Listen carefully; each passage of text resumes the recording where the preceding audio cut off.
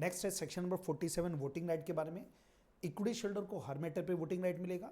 अगर पोलिंग होता है तो उस केस में इक्विटी शेयरहोल्डर को in proportion to paid up capital voting right मिलेगा। अगला पॉइंट है प्रेफरेंस शेयरहोल्डर। प्रेफरेंस शेयरहोल्डर को 3 केस में वोटिंग राइट मिलेगा। पहला, ऐसा कोई मैटर जो डायरेक्टली उनसे रिलेटेड है, उनको उनके इंटरेस्ट को अफेक्ट कर रहा है। Second, winding up of the company. और तीसरा, repayment of capital, whether equity और प्रेफरेंस। तो आप इक्विटी होल्डर को या प्रेफरेंस को किसी को भी रिपेमेंट करेंगे कैपिटल का तो इनको वोटिंग राइट मिलेगा। और जब भी प्रेफरेंस होल्डर को वोटिंग राइट होगा, ये in proportion to paid up preference capital होगा।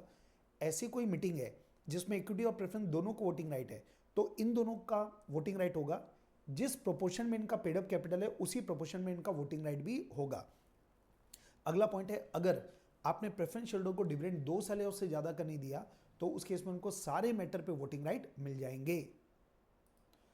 और अगर कोई जनरल मीटिंग हो रही है जिसमें रिलेटेड पार्टी ट्रांजैक्शन हो रहा है, तो जो मेंबर रिलेटिव है उस ट्रांजैक्शन में इंटरेस्टेड है, उसके पास वोटिंग राइट नहीं होगा।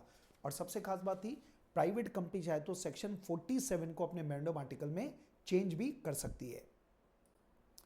और एक आखिरी पॉइंट है, जो निधि कंपनियां होती है, निधि कंपनियां को मैक्सिमम उनको जो वोटिंग राइट मिलेगा वो मैक्सिमम 5% मिलेगा, उससे ज़्यादा का उनके मेंबर को वोटिंग राइट नहीं मिलता।